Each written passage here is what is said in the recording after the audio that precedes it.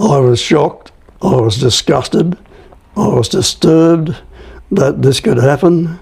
There's also a security operator of a company was fined, I think, something like $90,000 for abuse of staff. Right. Former policeman. And lo and behold, he didn't have his licence lifted. In any area where there is an opportunity for corruption, you keep moving the staff. If they've worked in, say, the vice squad, my view was, on promotion, they should never go back to the vice squad. If you put a person in a position where they have the connections and the contacts and so forth, you are putting them into a position where it's easier for them to compromise. Well, welcome to a TOFA project special event. This has been many months in the work, and I'm very excited to finally be sitting down with former Victoria Police Commissioner Kel Glare. Thank you so much for making this time. My pleasure, David. The story that you've got for us today is quite frankly explosive, and for various reasons, both Kel and I are going to be choosing our words somewhat carefully, but you have come to me with a story essentially of, well, how would you put it? Give us the short version. What have you found when you've looked at the licensing division of Victoria Police? Looking at the regulation of licensing division of Victoria Police, it is not fit for purpose. Some of the things they've done are absolutely unlawful, and overall it raises the spectre of corruption. And in any police force, that's absolutely devastating. Yeah. Well, I've said many times in my work that the appearance of corruption is just as serious a problem as actual corruption. And when something raises the appearance, the possibility that there might be corruption, that needs to be dealt with, that needs to be addressed. Even if just to remove the appearance of corruption, to say, hey, actually, there was no corruption here. When people lose faith in a police force or any division of a police force, it really reflects on the whole of the organisation. And just a few bad apples in a police force taint the rest of the workforce, and that really can't be tolerated. Well, there's a lot that can be said about Victoria Police, but I want to kind of stay on task here. So, for those that maybe don't know who you are, we're sitting in a random lounge room somewhere in an undisclosed location. This isn't exactly the most glamorous set in the world, and no offence, you're not exactly Brad Pitt. Who am I speaking with here? What gives you the authority to sit here and say that, in your view, what some of this licensing division has done is unlawful? That's a pretty big statement. What gives you the right to even say that? Well, I joined the police force in 1957 and worked in various areas. I'm a fingerprint expert, but so far as this aspect is concerned, having worked in all ranks but two, because I skipped two, one of my jobs was as a professional prosecutor with the committals court, which were established at Preston and Prahran. I presented committal proceedings for serious indictable offences for about 3 years. Later in my career as a Chief Inspector, I was actually given the task of forming the Police Prosecutions Division and running that, and I did that for over 3 years. That required me to look at evidence every day of the week and to assess the validity of charges and so on. And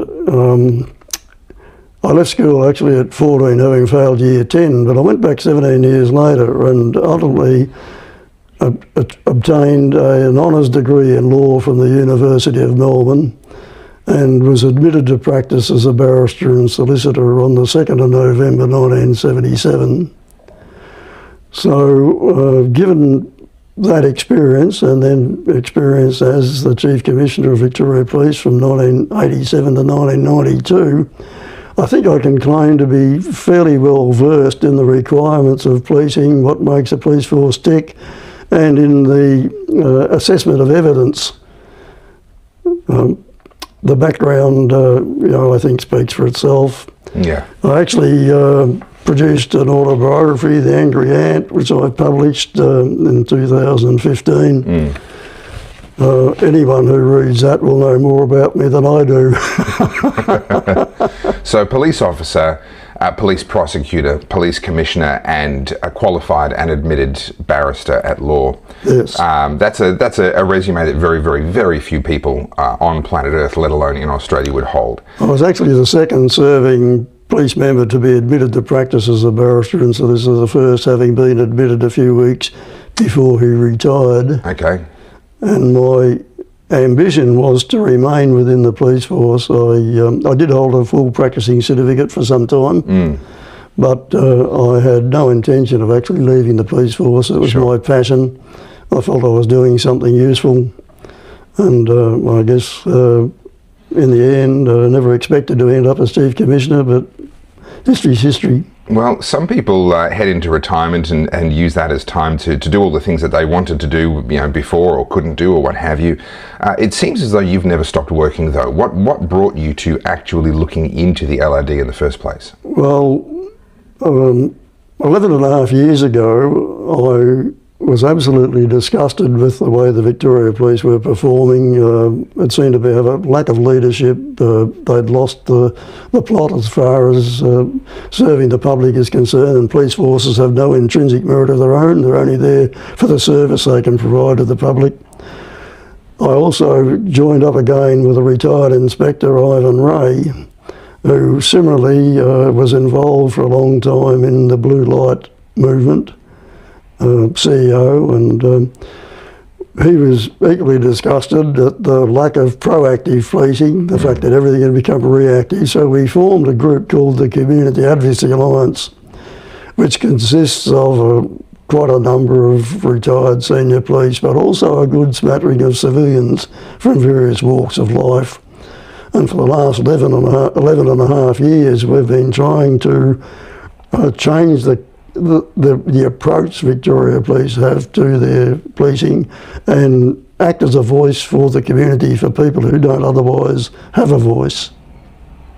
Now this is a delicate time for Victoria Police. I don't want to go down the COVID pathway. That's a whole other story in and of itself. But I think what we can say is that Victoria Police are facing some challenges with both recruitment as well as retention. Certainly the reports I'm hearing from members who reach out to me indicate that morale is a struggle within certain parts. Obviously it's a large organisation and different parts are going to be different. But this is a fairly important thing. We need police, we need the police to function well, to serve the community well. And so weeding out problems like the ones you've identified are really an important part of actually looking after the organisation. The current Chief Commissioner, Mike Bush, has a Herculean task in turning the police force around and returning it to something like it was under the leadership of my predecessor, Mick Miller, where there was a very high rate of acceptance of policing. I don't envy him the task because there's obviously a shortage of police. I think that too is a symptom. There are, as I understand it, at any given time about 800 police on sick leave. Yeah. And I think that's a symptom of something wrong within the organisation. It is going to take an enormous effort to turn that around. Proactive policing, prevention's always better than cure. We had a Chief Commissioner who said they were being very proactive. They'd made hundreds of arrests. That's clearly reactive. And that Chief Commissioner didn't know the difference. And that's a bit sad because, it's hard to know when you're there if you don't know where there is. Yeah. Yeah. So you've opened this interview with a statement that you believe that the LRD has engaged in conduct that is unlawful. Coming from a former commissioner, someone who was admitted to practice law, and a former police prosecutor, that's about as strong a language as I could conceive of someone like yourself using. Can you go into a bit more detail, without going into the specific cases? We will get to those. But in general, what have you found as you've looked at the LRD? Well, some of the things they've done are completely beyond comprehension. They seem to be a law unto themselves. They exercise powers that I believe they really don't have. And I guess we really need to cite a couple of examples just to illustrate what I'm talking about. We'll get to that in just a second, but for those that maybe don't know, what is the LRD? What is their function? Why do they Their use function is to control the licensing of firearms and the security industry. Okay. They issue the permits. I'm a shooter. I have 4 firearms. I've got a shooter's license. I comply with all the requirements. Sure. So they regulate the shooting clubs in this context particularly, but certainly they are the people who really ensure that the proper standards for the safety and use of firearms and possession of firearms exist, and that security companies abide by all the rules and regulations applicable to that industry. So when, for example, someone applies for a firearms license, they have to give a lawful excuse, which is either pest control or having some land or being a member of a shooting club or these various things. And then Victoria Police will assess whether or not they are a fit and proper person. Is this the division that does that assessment? It does that, yes. And so then if someone is deemed to no longer be a fit and proper person, this is the division that then will step in and revoke a license or confiscate firearms, these sorts of functions? Yes, absolutely. That's their responsibility. So we would hope, given that that gun control and strict gun control is something that successive Australian governments have prided themselves on, rightly or wrongly, let's put that to one side, that is a core part of how Australian governments claim to be keeping gun crime under control. Absolutely. You would hope that this is a division that is held to the highest ethical standards. It should. It certainly should. It's a very, very important division. It has a great impact on people's lives, and it's absolutely essential that they are strictly to the letter of the law.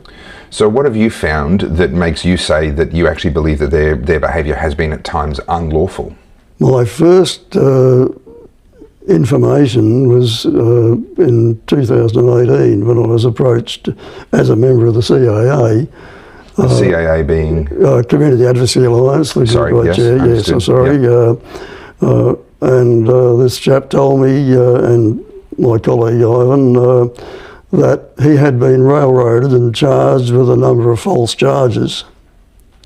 By the LRD? By LRD. LRD was pressuring him to plead guilty to some of those charges. He point blank refused because he said he really hadn't committed any offences. I was very sceptical.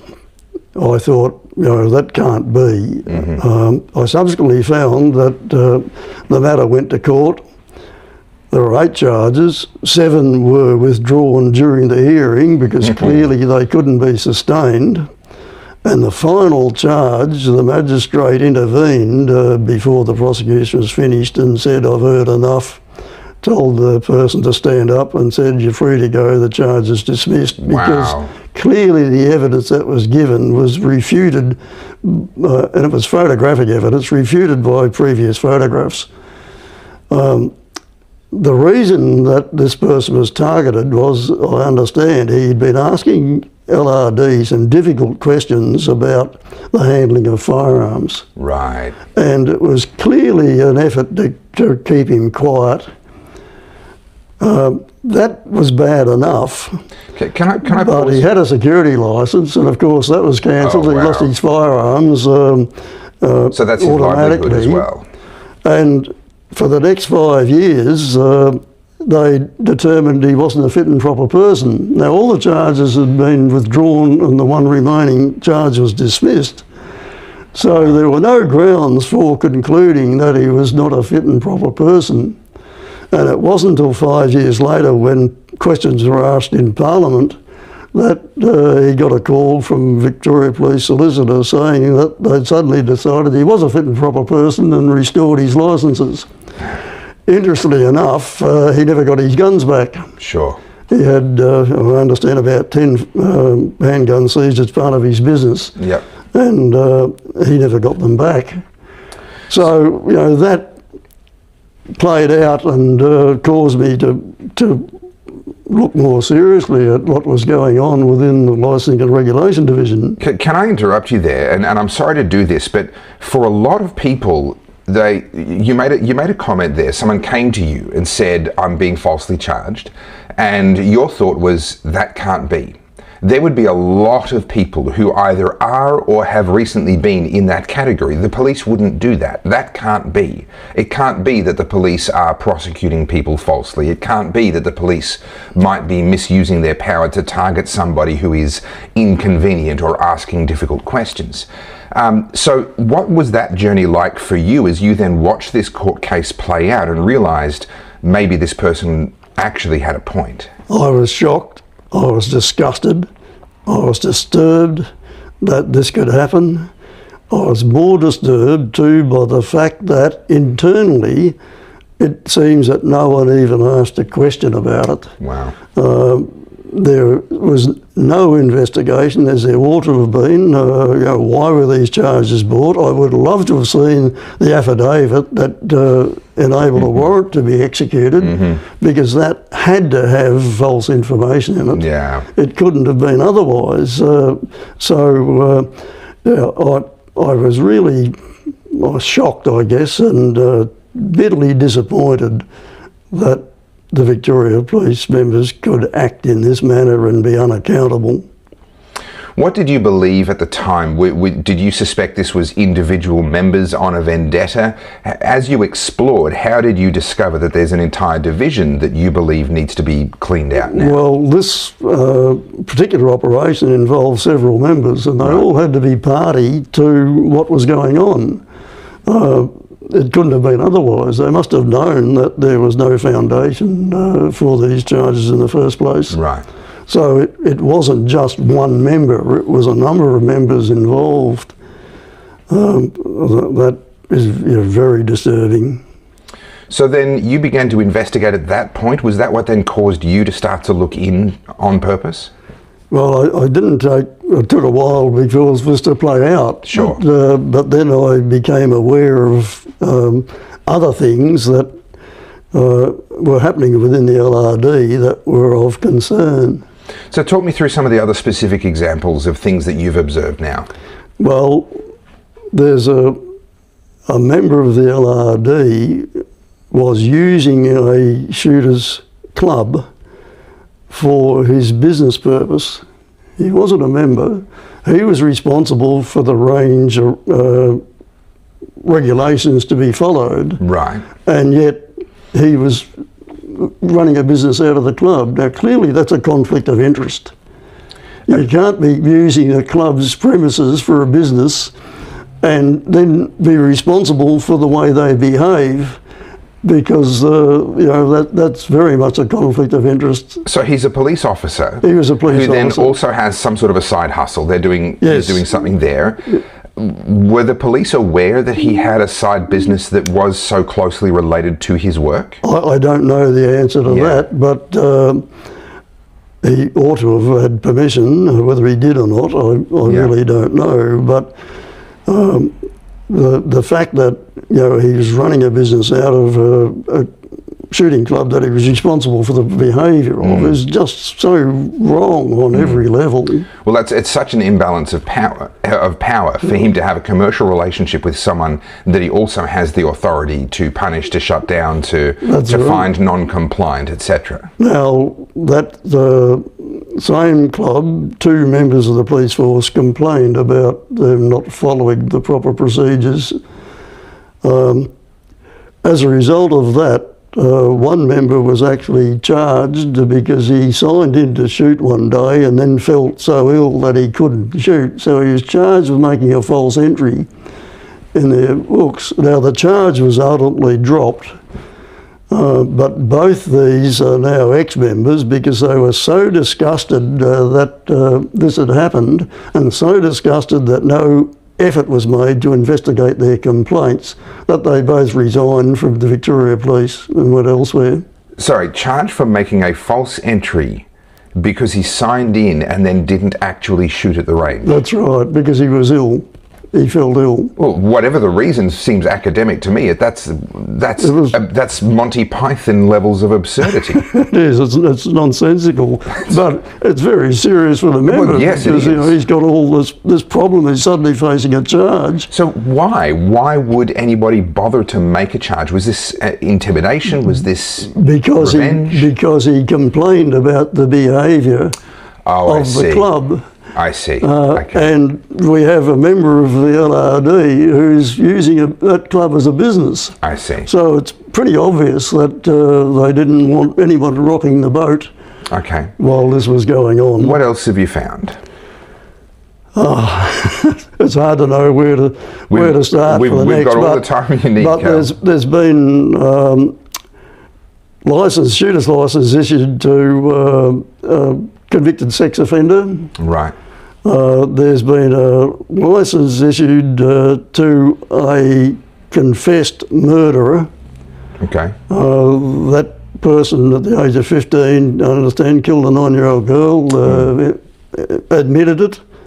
For some reason wasn't charged at the time, and New South Wales police reopened the investigation probably 40 years later. Wow. And laid a charge. A judge held that the admissions made at the time in New South Wales were not admissible in evidence. Now, at the time this 15-year-old was interviewed, there was no requirement for the presence of a parent or guardian, Right. an independent person, but the judge ruled that the evidence was inadmissible. But that doesn't alter the fact that this person killed someone. And surely that makes him, even such time later, not a fit and proper person. And it's not as though the LRD is restricted to acting only in accordance with convictions. They can form their own view about somebody, irrespective of whether they've been convicted. The test of whether a fit and proper person isn't actually specified in the Act. Right. So the LRD interpret that however they wish. And that too is a problem. Well, is there oversight? Is there appeal? There's supposed to be an audit process, which obviously doesn't happen. Right. And as I said, they seem to be a law unto themselves. There doesn't seem to be any proper process. And the whole problem's exacerbated by course, because if people complain to the Anti-Corruption Commission, IBAC, what happens is in almost every case, IBAC refer that case back to Victoria Police.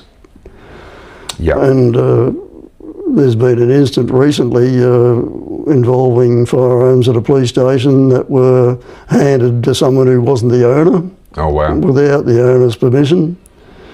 And, that again, demonstrates a problem in relation to the handling of firearms. So something that happened during COVID, and again, I don't want to make this about COVID, but one of the things that first brought the LRD to my attention was I had licensed shooters, people who were following all the rules, coming to me and messaging me during COVID saying, Topher, I came to one of the anti-lockdown protests, I've been contacted by the LRD, and they've said to me that if I am caught at another protest, they're going to deem that I am not a fit and proper person, and they're going to revoke my license and they're going to take my guns on the basis that I'm actually engaged in protesting against the COVID lockdowns. That appears to me to be a use of the police for political purposes. That's my personal opinion on that. Have you observed in your investigations the LRD being used in that sort of leverage fashion? Well, obviously that's deplorable and totally unacceptable. There was an instance where a member of LRD was harassing a young woman wanting to start a sexual relationship. That harassment was repeated phone calls, parking outside a house. He sent her dick pics, to use the term that's current at the moment. Vernacular, yes.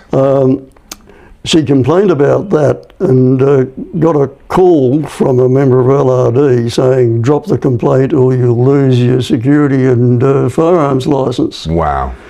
The Age newspaper got hold of the story and published it, and as a result, the member concerned resigned from the Victoria Police. Obviously, now this young woman, she doesn't want to come forward because she's terrified still that she will lose her licences. Yeah. And that's why she won't now follow up further. But I've spoken to her personally, and that's the situation. The the use of that kind of threat, but it's even exacerbated further. One would think that having to resign from the Victoria Police for misconduct would render that person as not a fit and proper person. But hello, they're licensed as a private investigator. Huh. Now LRD has given that licence. Yeah. Now again, I staggered to think that they could look after someone like that. Mm-hmm. There's also a security operator of a company was fined, I think, something like $90,000 for abuse of staff. Right. Former policeman. And lo and behold, he didn't have his licence lifted. Right. Even though he's been found to have acted utterly improperly in relation to his staff, yeah. He still kept his security licence. So there is at least the appearance of some favouritism there. It is absolutely, unquestionably, an appearance of looking after mates. Yeah, yeah. I mean, I would have thought that if you're found guilty and fined to that degree for misconduct and running the business, that it would almost be automatic to have licences lifted. Now, can I get into the weeds a little bit here on some of the process? Because oftentimes people would defend the LRD and say, well, they're doing things according to the process, and that may or may not be true, but just because something is done in accordance with the process doesn't necessarily mean that it's above reproach, that the process itself hasn't been potentially abused. The LRD are in a position to essentially walk in, take a licensed shooter's guns and suspend licenses and so forth, and can put somebody through, as I understand it, years of this process where they have to fight to try and get their guns back or to try and get their license back. And that seems to me to be a very, very one-sided affair where the LRD hold all of the cards and the shooter themselves often holds none. What have you seen in terms of not so much the outrageous, egregious cases, but just the routine use of process against shooters in ways that wouldn't necessarily pass the pub test? There's a person had his licence, a gun dealer had his licence lifted, and of course his firearms were seized.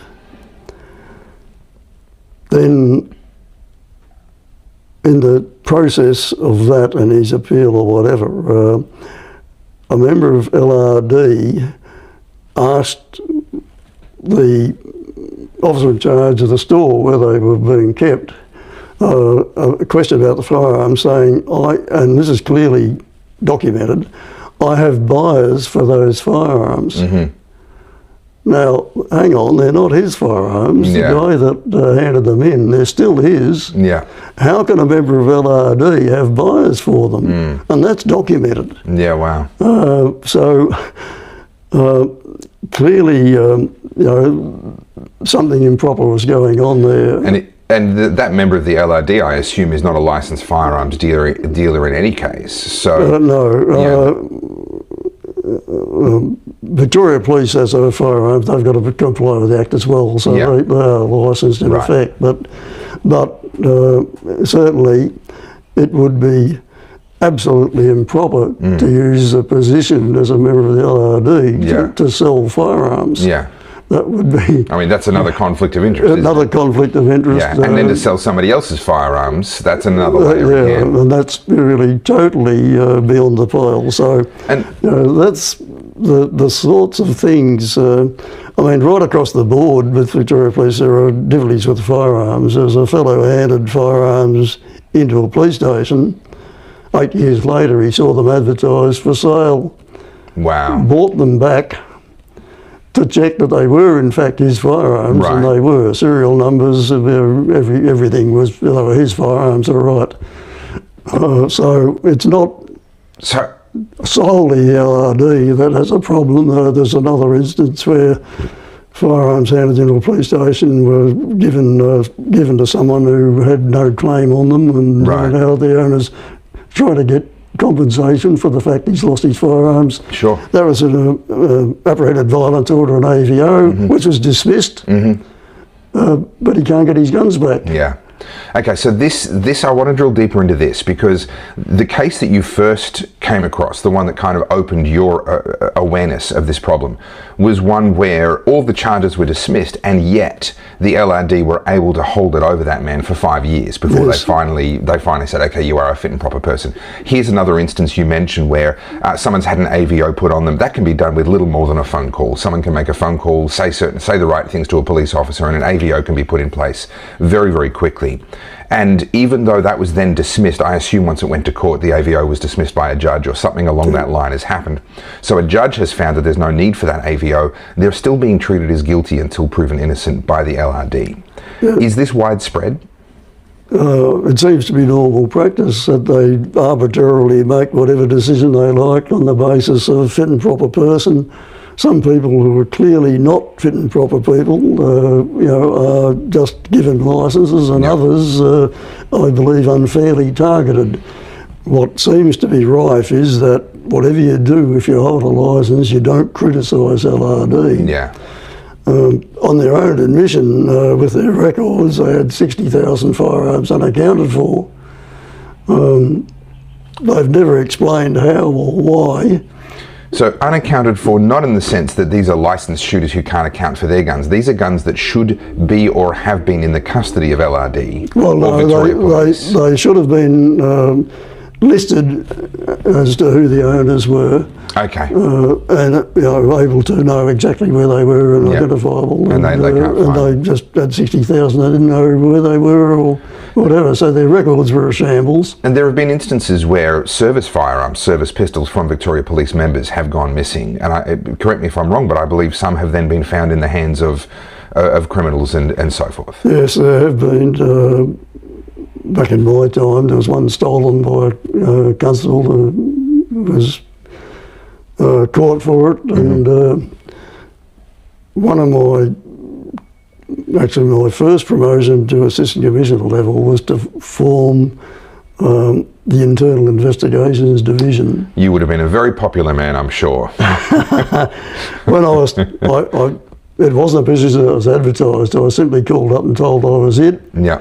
Go and form this department. Wow. I didn't know whether to laugh or cry. But it was a section staffed by very senior officers, and I expanded it, and they're all very senior officers, and I believe it worked very well. We got one notorious member jailed for 7 years. We really cracked down on any sort of misbehaviour or whatever. Sure.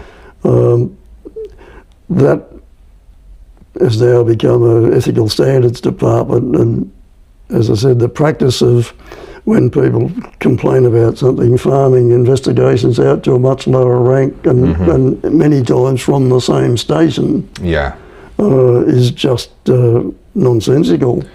And certainly it seems to me, I get contacted by a lot of firearms owners, many of them in Victoria. They don't feel that they can go to the Ethical Standards Commission. They don't feel that they can go to the police with their concerns about LRD and how they're being treated as lawful shooters.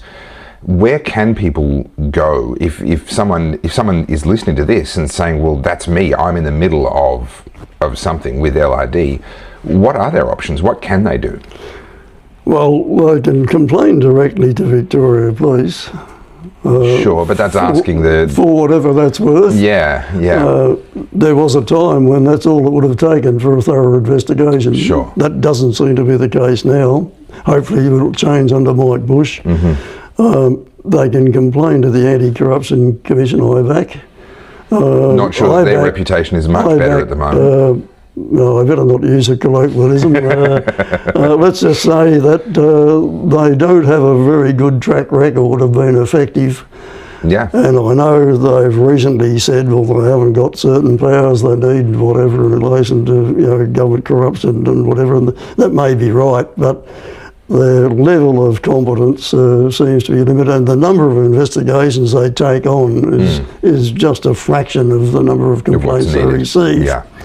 there's a problem there too, because people making a complaint to IBAC usually hit with what they call a gag order, Yep. where they can't tell anyone that they've spoken to IBAC. Yeah. And I think that needs to be examined very carefully, because Yeah. that's dangerous. Anything that's been done in the dark needs to be scrutinised. Yeah. No, I couldn't agree more. So what then becomes the way out of this? You've mentioned Commissioner Mike Bush a few times, and we want to see Victoria Police restored. That'll be my term for it. I want to see them restored to the point where they can be trusted, and we know that things will be investigated once they're reported, etc. He has a mountain to climb ahead of him. What needs to be done in relation to the LRD specifically? The solution's very simple, and Ken Lay, when he was Chief Commissioner, actually mentioned that police should not be in charge of issuing these licences. It ought to be a separate body. Mike Bush comes from New Zealand. That's in fact what happens in New Zealand. Police have enforcement powers over the Firearms Act, but they are not involved in the registration and control of security industry or firearms. So a lot of people would hear that and go, if not the police, then who? Who could we trust? There should be a department set up within the Justice Department to do this, and subject to constant scrutiny. It isn't a matter that is necessary for police to do. They can handle the enforcement side, but it ought to be separated out, and I think there's a very strong case for looking carefully at the way the LRD is operating and who's involved. So perhaps some scrutiny of the past, even if it were to be done away with, to not then allow that to be history, to actually perhaps investigate some of what's gone on. Yeah, the people who are making complaints at the moment are not getting the sort of attention that they deserve.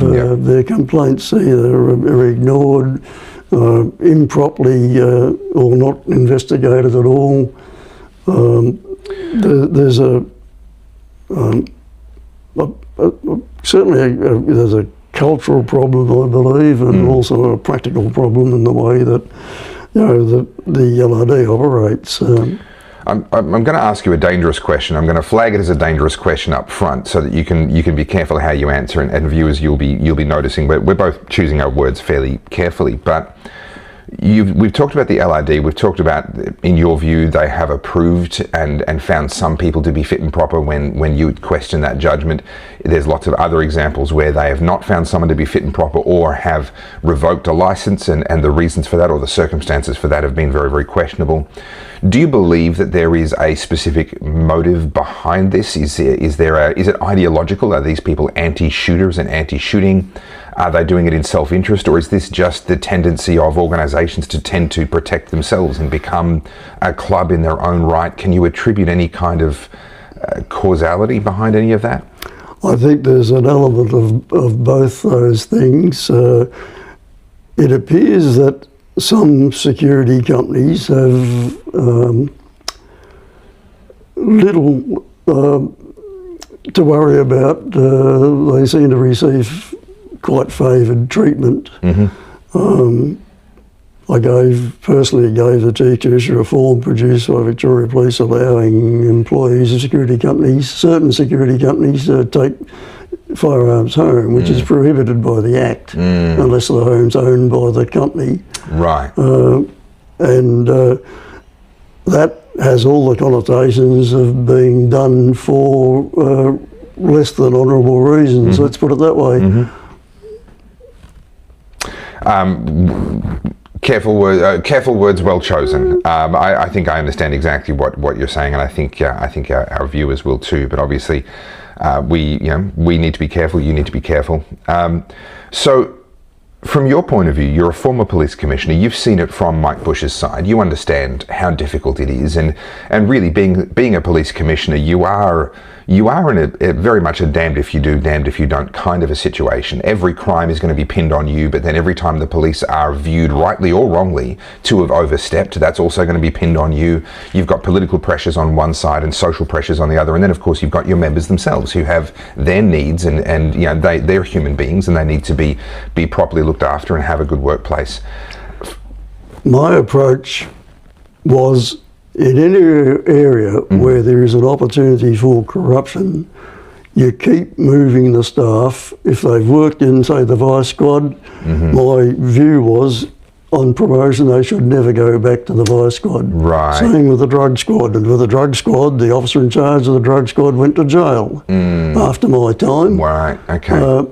And I was thwarted on a number of occasions by the then police board, who said, no, these people have had previous experience, they're more suitable. Right. The fact that they'd been there before meant, in my mind, they should never go back. Increasing the risk. You reduce the risk of them developing connections and alliances that can lead to corruption. Well, this is going native. This is a known issue with people that go undercover, and of course we see it come up in movies in Hollywood all the time. The undercover operative ends up with their loyalties actually lying with the people they've been put undercover with. And whilst that might be a Hollywoodized version of that, if you put a person in a position where they have the connections and the contacts and so forth, you are putting them into a position where it's easier for them to compromise. Being an undercover member is very, very difficult. And you need to really watch these people carefully and make sure that they don't spend any more time undercover than is necessary for their particular task. Yeah. Because they can become mixed up in what's happening, and you know, that's always an issue. They're human beings. They're human beings. Police officers are still human beings, and they're subject to all of the same realities and temptations and what have you. I mean, I had two young members who were offered $60,000 each cash from a drug dealer. Wow. And they said, what for us? And the dealer gave them the 60 grand each. They took it back to the station, put it through the property book and charged him off a bribe. And I was proud of them. Good on them, absolutely. Absolutely. I mean, that's and what year was that? Oh, sorry, roughly. What era was that? Oh, about 1990. Okay, so that's, I mean, $60,000 is a lot of money now. That was a lot of money now, really. They did everything exactly right. And, yeah, good. And, you know, the young married guys with families, 60 grand obviously would have made a big difference. But they knew what their duty was and they did it. Yeah, and we need more of that, and we need to see that recognised and rewarded within the police. Taking a big step back now, looking at the overall challenge that faces Victoria Police, and I think this is true for many police forces around Australia, but I think it's particularly acute for Victoria Police. We know about their recruiting challenges. We know that they've had to adjust their entry standards in some instances. They're bringing some retired officers back to take care of some more desk-type roles in order to allow the active members to spend more time. Which is something we advocated 11 years ago. Yeah, good. You know, and we see them. They're trying to I guess adjust and to minimise the impact of these issues, but they have a big challenge.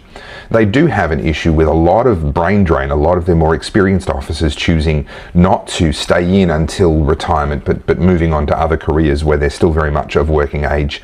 And we have a challenge, if I may say, with the reputation of Victoria Police. There's a lot of people who might have called the police to report something previously who are taking a bit more of a why bother approach. Police officers, and I know a few, and I've had a few comment to me that it's not the same as it was 10 years ago in terms of public help and participation when they reach out to the public for support. There's a level of standoffishness, there's a level of cynicism there. This is an enormous challenge that cuts deeper than just dealing with the LRD or dealing with one division. Stepping right back and taking a holistic view, how do Victoria Police rebuild their reputation, their standing in the community? There needs to be an understanding, and it's been lost, of the difference between service efficiency and service delivery. Right. Unfortunately, service efficiency seems to have been the only thing that is thought about, and in that they've lost sight of the fact that they exist to serve the needs of the public. Sure. So there needs to be a real culture shift and get back to, you know, the basic things of policing as serving the community. That the Pelian principles, the public of the police of the public. Sure. It was valid today as they were over 100 years ago when they were enunciated. So let me push back on that though, because the police have to operate within a budget. They have a certain amount of resources, and so this focus on productivity, this focus on efficiency, we want to deliver the most outcomes per dollar. Wouldn't shifting away from that focus then lead to even lower service delivery? No, I don't think so. The budget's always a problem. In my time, the government was bankrupt, Labor government was bankrupt. We have the same sort of situation now that Mike Bush is facing. So, you know, money's always a problem for policing. There's no question about that. But there are a whole host of things, and the employment of reservists is an opportunity to redress some of this. Like, people report a crime, never hear any more about it. Sure. They need to have a follow-up saying this is what's been done, or nothing's been done, or we can't take it any further, or we've made arrests or whatever. I know of instances where arrests have been made and the person who made the call never heard about it. Never finds out about it. Until much later, when they actually inquired, they said, oh yes, we arrested someone. You know, it's just simple things like that make a difference. And so they're there that whole time thinking, I reported a crime and nothing's been done. The truth is something has been done, a result has actually happened. They're just not aware of that. Yeah, that's service delivery, and it's, you know, bolsters the confidence the public then have in police that, you know, they are in fact off their backsides doing something. What's your view on Victoria Police and the amount that police are expected and required to do? I'll give you an example that I noticed. This is me speaking personally. I see them out policing jaywalking. And I find myself a little bit frustrated by seeing grown adults who are intelligent human beings who have met the selection criteria and gone through the academy, and they're now in a position where they could be investigating serious crimes, or they could be intervening in situations where you know there are lives at stake, or people's liberties are at stake, and they're policing largely grown adults walking across the street. And I find that to be an inappropriate use of my taxpayers' money, but also I almost feel insulted on behalf of the officers.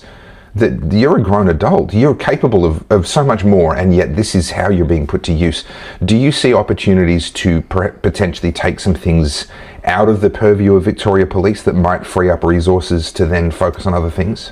It's a difficult question, because really Victoria Police are the only organisations that can respond to calls for help 24 hours a day, 7 days a week, and some of the calls they get are not really police responsibilities, but if a person needs help, there is no one else. So often police do those. Like a old lady has a spider on the wall and she's terrified. Right. Who else is going to rock up and you know, take the spider outside or squash it? So, you know, there are those sorts of difficulties, but I guess it's a matter of judgment as to how people employ. But a real problem is the politicisation of the police force. Agreed. That has happened. Unfortunately, the Police Act, which was actually put in place by the Coalition, has a section that says that Victoria Police must follow government policy. Right. On the face of it, you'd say, well, that's right. You know, they've got to do what the government policy is. Unfortunately, that's interpreted as the government being able to give operational orders. Yeah. And the operational deployment of police should be solely the prerogative of the Chief Commissioner. Yeah. The Premier recently, current Premier recently said that they were going to provide more police for a particular area. What does the Chief Commissioner do with that? Yeah. You know, if I take police from somewhere else and put them there, what's the impact going to be there? Yeah. That's a judgment only the Chief Commissioner can make. Not the Premier. So, not the Premier, it's not their prerogative. They must not use that clause in the Police Act, which I believe needs to be rescinded or changed, reworded. The Chief Commissioner has to have that operational flexibility, and I don't want to go back to COVID, except that we saw this so-called ring of steel Now, the Chief Commissioner of the day should have said, look, that can't work, won't work, and we can't do it. Yeah. But instead of that, we had police chasing little old ladies down the street at demonstrations. I had 2 people visit me here from a country town in the middle of that lockdown where it could only go 5k. They lobbed on my door to try to get me involved in something. So there's got to be that separation of powers. Yeah. I think one of the problems is that now the senior police are all on contract. Right. I was appointed by the Governor and Council. Sure, I could be sacked. Yeah. But it was a different process. Yeah, you were on an ongoing employment relationship unless you got sacked, whereas they're on a contract that has an end unless it gets renewed. And of course, most want to have their contract extended at the end of whatever the term is. Yeah. So there's a lot of incentive then to bow to political pressure. Yeah.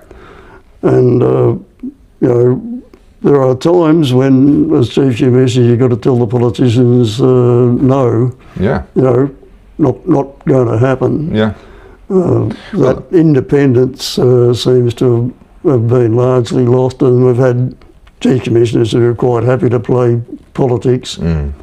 Well, we not to go back to Hollywood, but we see entire TV series that are built around the tension between a police commissioner and their political, the political leaders of the day. Blue Bloods comes to mind as one of the subplots within that particular story, but it's something that comes up time and again. And this idea of the separation of power, the removal of politics out of policing, has come up with regard to the LRD and removing the choice of fit and proper person out of the LRD, and again with the police and removing politics out of their operational decisions.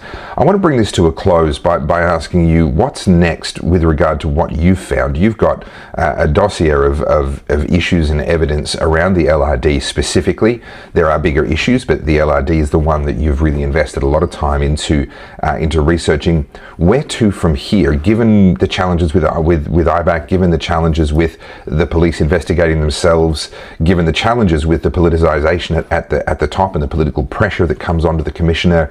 How do you proceed with something like this to try and actually get it to be fixed? If there is no action by the current Chief Commissioner, and I believe in all sincerity there will be,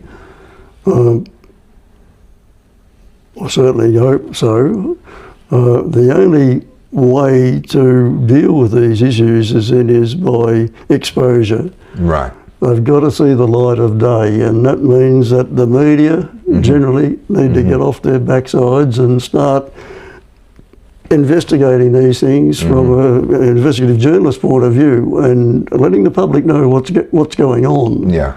Because there is really no other avenue. If IBAC is ineffective, as I believe it is, if you know, the Chief Commissioner can't find a way through to solve these problems, then let's expose them to the public and let public pressure then act to bring about change. So there's a challenge there, if I can push back on you again, and that is that the shooting community is not viewed favourably by most of the media. The media are not likely to stick their necks out on behalf of the shooting community. They've been demonised for decades in this country. And they're not necessarily seen as an enormous voting bloc, so they don't necessarily hold an enormous amount of political power either.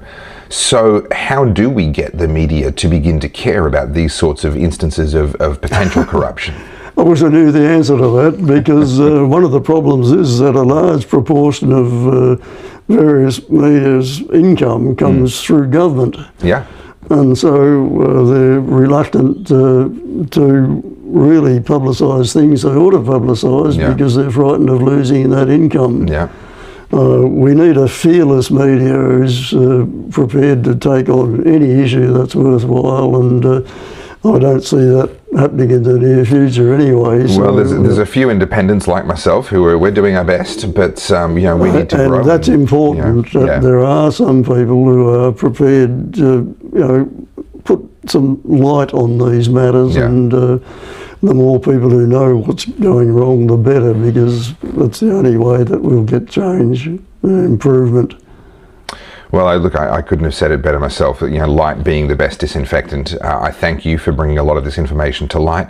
Do you want to hold up your book one more time for those that want to know more about you and your story? So, The Angry Ant by Kelvin Glare, and it's available in Kindle on Amazon. Is that correct?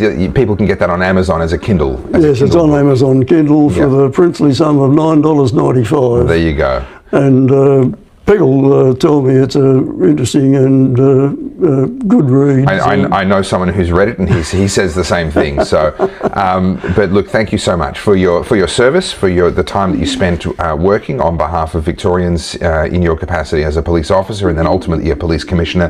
But also for the fact that you continue to work and advocate on behalf of Victorians. I very much appreciate it.